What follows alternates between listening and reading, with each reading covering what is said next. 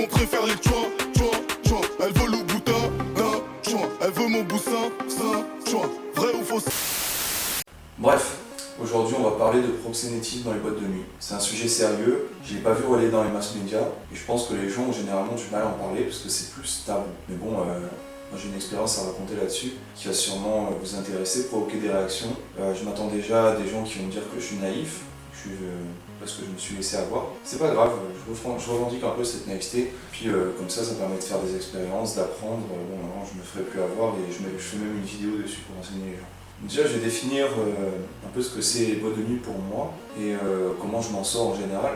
Déjà, il faut savoir que j'aime pas ça. Moi, je suis un type plutôt introverti, un type qui est porté sur le dialogue avec les autres. Et il y a un problème principal qui me plaît pas dans les boîtes de nuit, c'est le fait que la musique soit tellement forte qu'on soit obligé de crier dans les oreilles des autres pour parler. Et généralement, voilà, on s'entend pas, on est distrait, on peut pas se concentrer sur le dialogue. Donc, la définition que j'ai des boîtes de nuit, moi personnellement, c'est-à-dire que c'est un endroit où on va échanger plus en dansant, en criant très fort, en buvant, en riant, mais jamais vraiment en parlant. La communication finalement est beaucoup plus corporelle que mentale, pour ainsi dire. Donc c'est des ambiances auxquelles j'ai pu m'adapter. Quand je vais en boîte de nuit, c'est pour faire plaisir à mes amis.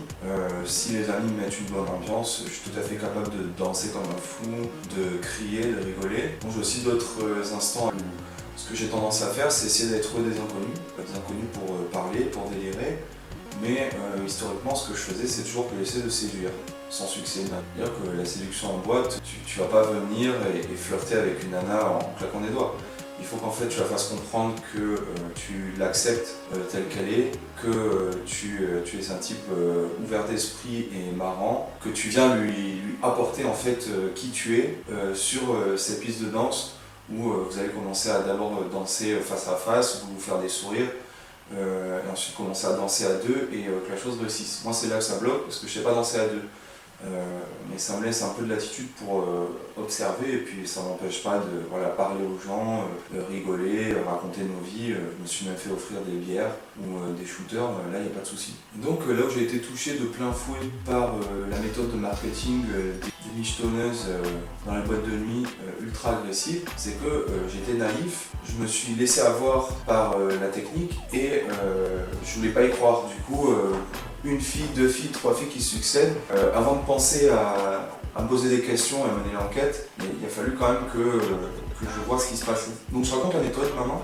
En fait c'est juste, il y a une fille, elle vient, tu la souris ou tu la bouscules même, c'est juste un tout petit signe qui montre que tu vois qu'elle existe. Et là en fait elle commence à danser une danse ultra provocante avec toi. Là tu comprends rien, tu te dis mais enfin c'est cool, je lui plais, qu'est-ce qui se passe? Et donc tu commences, tu essaies de danser, et dès que tu l'attrapes par l'épaule ou par la taille, là elle commence en fait un jeu de suis-moi je te fuis, fuis-moi je te suis. Donc en soi ça peut être bon enfant, c'est-à-dire que là tu arrives, tu dis bon c'est une allumeuse, je me lance le défi de l'avoir dans mon lit ce soir. Mais contrairement aux filles normales, là-dessus il y a un type qui se pointe direct et il te dit oui cette fille elle est pas bien, il faut pas que tu l'approches, elle a un copain. Tu dis bon mais là si elle a un copain, je m'en fous moi qu'elle a un copain, le mec il sait pas gérer ses priorités de couple, c'est pas mon problème quoi, la fille elle est intéressée, j'y vais. Et c'est là que ça se complexifie en fait, c'est que à ce moment là où ça m'est arrivé, j'avais pas conscience que le mec qui vient de me dire ça, c'est un Mac qui me dit qu'en gros il faut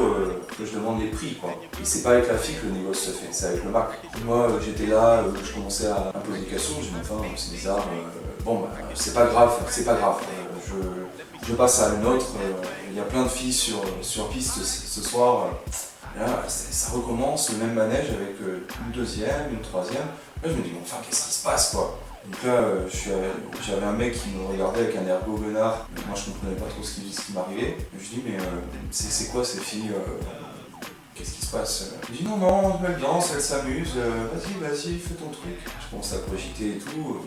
Ça doit être des putes, ça doit être des putes. Alors j'arrive, je dis au mec, mais enfin c'est des putes. Le mec il me dit, non, jamais. Là, je me suis dit, mais on pourrait le dire au moins, ils sont allergiques aux mots. Je suis allé voir la fille qui était au vestiaire de la boîte de nuit. Je dis mais vous savez qu'il y a des putes chez vous? Il dit ah non, jamais. Enfin c'est pas possible, pourquoi ils veulent pas le dire? Et ensuite je suis allé trouver un type qui avait sensiblement l'air d'être un Mac, profil gros type barbu, le genre de gars qui plairait pas à la fille lambda, mais pourtant elle était en train de se frotter avec pas mal de nanas et elle le fuyait pas, elle restait avec lui. Là, je lui dis bingo, lui c'est un Mac. Donc j'arrive, je lui tape l'épaule, je lui dis monsieur, mais c'est des putes ces filles. Il me fait ah non, en fait, elle travaille avec moi et je suis travailleur social. Alors, je lui dis ah oui, bah là, mon petit, c'est bon, merci pour la réponse, c'est grillé quoi. Donc là, un autre coup, j'en attrape une qui était assise et qui était en train de regarder. Je dis, mais en fait, vous êtes une pute. Et elle me dit, c'est pas poli de le dire, etc. Bon, du coup, ça m'a assez refroidi, j'ai pas pu lui parler. Je me suis parti, ça m'a fait réfléchir. Je me dis, mais est-ce que c'est normal que les michetonneuses viennent faire leur promotion dans des boîtes de nuit? Les boîtes de nuit, comme je disais plus tôt, c'est un endroit où on est supposé de s'amuser, on y vient avec des amis, on y va boire, pour danser, pour passer un bon moment. Est-ce qu'on a vraiment besoin de se faire polluer ce temps par des michetots? Est-ce qu'on a vraiment besoin d'être au courant de cette réalité? Est-ce qu'on a vraiment besoin de se faire avoir une fois, deux fois, trois fois avant de comprendre et d'internaliser le processus? Moi, c'est pas ma démarche, je suis pas dans ce monde-là, je ne vais pas payer pour ça, c'est pas mon truc. Moi, je suis un Français qui vit en Allemagne, j'avais un cliché très net, c'est la nana dans la rue qui aide les passants et le type s'arrête en voiture, la prend, ils font ce qu'ils ont à faire et puis c'est fini. Quand même, dans les boîtes de nuit, c'est un peu fort de café. Qu'est-ce que j'ai comme critère pour avoir vu des filles et des mecs et essayer de les reconnaître? Parce qu'en fait, les filles, comme je disais, elles sont très aguicheuses avec tout le monde. C'est-à-dire le premier mec qui leur sourit, qui les regarde, qui les bouscule, qui essaie de danser avec elles, elles jouent le jeu, elles se mettent à faire des danses super provocantes en mode à la femme, quoi, tu vois. Ensuite, niveau vestimentaire, les plus jeunes, elles prennent beaucoup soin d'elles-mêmes, elles ont des très belles formes qu'elles mettent beaucoup en valeur avec des tout petits tops moulants. Ouais, c'est vrai que quand tu es dans le déni, tu as envie de croire que c'est juste sa manière de s'habiller, c'est comme ça, quoi. Après, il y a aussi celles qui sont un peu plus âgées, celles de 35 à 40 ans. Elles, c'est un peu plus difficile de les différencier du reste de la population avec un œil averti parce qu'en fait elles s'habillent pareil, elles n'ont pas de décolleté, elles n'ont pas de moulant, elles n'ont pas de quoi que ce soit, elles sont habillées comme une femme de la rage en fait. Donc ça c'est un peu plus vieux. Après il y a dans ce système de proxénétisme, il y a aussi toute une espèce de fausse naïveté dont les filles font preuve. Parce qu'en fait, quand elles dansent avec toi, que tu essaies de leur parler, elles font comme si elles n'en étaient pas. Tu commences à leur parler, à leur dire qu'elles sont sexy, elles sont intéressées, etc.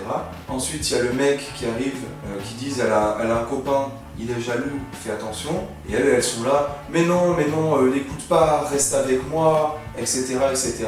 Sûrement dans l'optique de plus tard faire venir le mec pour de vrai. Et là, se dire qu'il y a des négociations à commencer. Donc toi, tu es là, tu évolues dans tout ce petit univers malsain. Là, voilà, après toute l'enquête que j'ai menée, j'ai fini par regarder les trucs de loin, voir un peu comment tous les intervenants de cette mascarade bougent leur corps, se regardent, rigolent, etc. Et je me suis rendu compte d'une autre chose, c'est que les Macs, en fait, c'est des types super sympas. Moi, j'avais le cliché du mec qui est prêt à te péter la gueule si tu vas pas dans son sens, si tu veux en savoir plus et qu'il veut pas, ou si tu veux pas payer, ou que sais-je encore. C'est des gens que j'approche pas. Ils sont super sympas. Ils sont infiltrés dans les boîtes de nuit. C'est vraiment le fêtard de base avec qui tu peux délirer en boîte, y a pas de soucis. Et tant que tu l'as pas vu à l'œuvre en négoce, tu peux pas savoir. Même quand il s'amuse avec les filles, tu te dis c'est bon, c'est un tombeur, il est beau, c'est normal que les filles s'intéressent à lui. Tu vas pas te dire que c'est ses filles en fait. Donc c'est totalement méconnaissable comme business. D'où questionnement de ma part. Moi j'aimerais vous interroger là-dessus. Qu'est-ce que vous pensez du proxénétisme? Est-ce que vous trouvez ça normal que les prostituées payent des impôts sur leur activité aux Pays-Bas? Moi perso, je trouve ça plutôt bien si elles sont à leur compte et qu'elles n'ont pas de Mac au-dessus d'elles. Ça peut être encore un bon modèle. Je sais aussi que dans certains endroits de l'Allemagne, il y a des bordels qui sont encore ouverts, alors qu'en France c'est interdit. Est-ce que vous pensez que c'est un modèle de business peut-être plus sain qu'en France, où on sait qu'il y a beaucoup de prostituées qui disparaissent, qui se font tuer, ou des histoires bien sordides? Est-ce que c'est peut-être plus sain de les laisser opérer dans des boîtes de nuit comme ça se fait en Allemagne, plutôt que de les laisser sur le trottoir en France? C'est une question qui se pose aussi. Ensuite, est-ce que vous avez déjà été confronté à ça? C'est-à-dire vous faire aborder par des nanas qui viennent vous aguicher et vous rendre compte que plus tard que en fait c'est des prostituées, quoi. Et comment vous êtes senti? Est-ce que vous êtes senti comme moi, qui suis un type un peu naïf, un peu idéaliste? Est-ce que vous êtes senti harcelé, choqué? Est-ce que vous êtes senti peut-être trompé? Ou est-ce que plutôt vous êtes senti bien? Est-ce que ça faisait plaisir d'avoir une nana comme ça qui se dérange pour vous gratuitement, même si après ça impose de passer à la suite? Et surtout, est-ce que vous pensez que c'est normal que personne en Allemagne ne soit capable de dire ce mot? Putain. Quand tu mènes l'enquête et que tu veux leur demander, c'est impossible d'avoir le mot. Les mecs, ils se cachent derrière des faux semblants, derrière des prétextes. Ils veulent te faire comprendre la chose en te faisant utiliser ton cerveau, mais ils ne seront pas prêts à te dire expressément oui, il y a des prostituées dans cette boîte de nuit. C'est invraisemblable, quoi. J'ai vécu ça une fois à Paris, la fille était toute seule. Une deuxième fois en Allemagne, où j'ai pu en compter une dizaine ou une quinzaine. Et là, une troisième fois, où maintenant, dans cette boîte-là, c'était tellement grand, elles étaient 40. Tu te dis, mais ça va plus, ça en parano. Tu vois une fille qui est en train de s'amuser avec un type, tu te dis, mais c'est une pute. Tu n'arrives plus à penser sainement si tu te dis qu'elles sont dans la place, qu'elles attendent le chaland comme ça et qu'elles sont prêtes à guicher n'importe qui. Attends, moi j'imagine le mec naïf, que c'est la première fois qu'il sort en boîte et qu'il se fait guicher par ça, qui sait pas trop quoi faire mais qu'elle essaye de le guider et tout, et il se retrouve direct devant un Mac, il en a rien à foutre lui, il voulait juste rentrer avec une fille ce soir quoi. Après on va lui demander de payer et tout. Écoutez, fin de la vidéo. C'est ma naïveté à moi, c'est peut-être mon esprit conservateur à moi qui est à l'œuvre pour donner le jugement de valeur. Je sais qu'il y a beaucoup de personnes qui défendent le droit aux travailleuses du sexe de faire ce qu'elles ont à faire, d'exister en tant que vraie profession. Mais voilà, pour moi, tu vas pas dans un lieu public où les gens vont pour s'amuser à guicher le chaland comme ça. C'est juste pas faisable. Donc j'attends tous vos commentaires. J'entends tous vos pouces rouges, ça me fera très plaisir. En tout cas, je vous invite à prendre soin de vous, à faire des efforts pour parvenir à vos objectifs, et je vous souhaite une très bonne fin de journée. Allez, salut! Mais on préfère les tchois, tchois, tchois. Elle veut le boutin, da, tchois. Elle veut mon boussin.